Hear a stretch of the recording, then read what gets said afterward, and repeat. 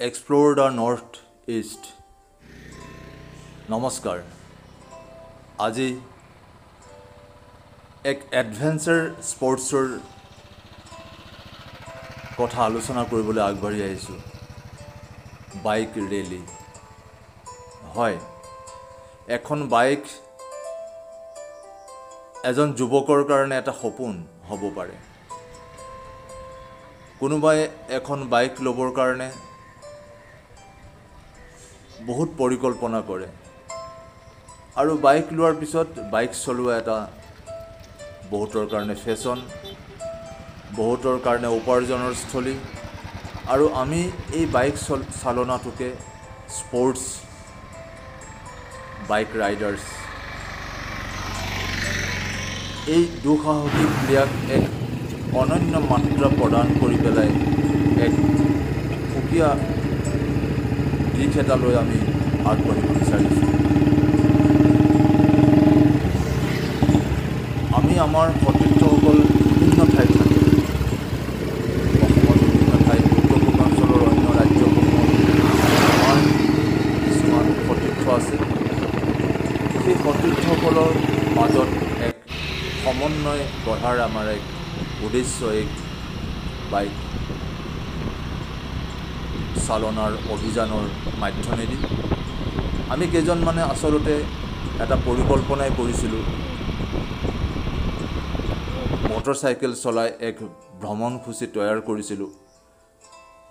বৰ্তমানৰ কৰোনা কালৰ কাৰণে আমাৰ এই ভ্ৰমণসূচী সাময়িকভাৱে স্থগিত হৈ আছে যদিও যিকোনো মুহূৰ্ততে আমি এই অভিযান আৰম্ভ কৰিম পাহাৰ পৰ্বত নদ নদী অতিক্ৰম কৰি পেলাই চহৰ নগৰ গোটেই ঠাইখিনিত আমাৰ সতীৰ্থসকল আছে তেওঁলোকক লৈ পেলাই আমাৰ এই অভিযান আমাক বহুত পৰিমাণে গিলৈ লাগে অমৰলতা লাগে তুলসী লাগে অশ্বগন্ধা লাগে আমাৰ বহুত ল'ৰা ছোৱালী আছে কৰ্মসংস্থাপন এই হ'ল বা বহুতে কৰ্মসংস্থাপন বিচাৰি আছে তেওঁলোকক আমি একত্ৰিত কৰি এই ঔষধি বৃক্ষৰোপণৰ এক কাৰ্যসূচী হাতত লোৱা বা এই ঔষধি গছসমূহ বিভিন্ন ঠাইত পৰি আছে জংঘলত আছে সেইবিলাক একত্ৰিত কৰি এক ব্যৱসায় এক নতুন জাগৰণৰ সৃষ্টি কৰাৰ আমাৰ পৰিকল্পনা বহুত খালী মাটিও পৰি আছে বহুতৰ বাৰীত ডাঙৰ ডাঙৰ গছ আছে সেই গছবিলাকত আমি অমৰলতা লগাব পাৰোঁ বহুত বেছি তদাৰকৰ প্ৰয়োজন নাথাকে তুলসী খেতি অশ্বগন্ধা খেতি তাৰপিছত এল'ভেৰা ইত্যাদি ইত্যাদি আমি প্ৰক্ৰিয়ালৈ নিশ্চয় আগবঢ়াই লৈ যাব পাৰিম নতুন প্ৰজন্মক স্বাৱলম্বনৰ পৰিকল্পনা কৰি থকা মানুহবিলাককো এই আঁচনিটো আমি দিব পাৰোঁ তাৰপিছত আহিল আমাৰ বিভিন্ন সাংগঠনিক কথাবিলাক অভিনয় নৃত্য সংগীত যোগ স্পৰ্টছ শৰীৰ চৰ্চা এই আটাইবিলাক এক সমন্বিত ৰূপত কোনোবাই কিবা উদ্ভাৱনীমূলক সৃষ্টি কৰিছে কোনোবাই গৱেষণা কৰিছে বিজ্ঞানেই হওক সাহিত্যই হওক গণিতেই হওক যাৰ যি নতুন উদ্ভাৱনী শক্তি আছে সেই উদ্ভাৱনী শক্তিসমূহক লৈ আমাৰ এক সমন্বিত প্ৰকাশ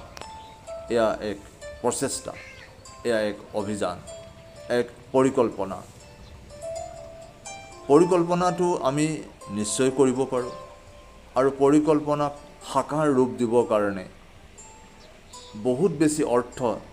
বহুত বেছি মানুহৰ প্ৰয়োজন নাই কেৱল লাগে গভীৰ আত্মবিশ্বাস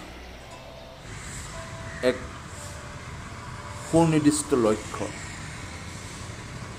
ইয়াত যদি আমি নিষ্পাপ নিষ্কাম নিস্বাৰ্থভাৱে আমি আগবাঢ়ি যাওঁ কেৱল আমি ব্যক্তিগত লাভৰ কথা যদি ভাবি দিওঁ তাত আমাৰ জটি পৰি যাব ইয়াত ব্যক্তিগত লাভ তাৰ তুলনাত আমি ৰাজহুৱা স্বাৰ্থ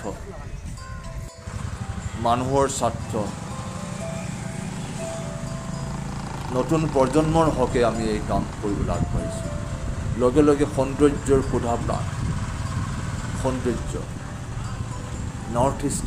আমাৰ উত্তৰ পূব ভাৰত, গোটেই পৃথিৱীৰ ভিতৰতেই এক বেলেগ অনন্য মাত্ৰা, তাকো আমি উপভোগ কৰিম। হিয়া ভৰপূৰ কৰি আমি এই সৌন্দৰ্য উপভোগ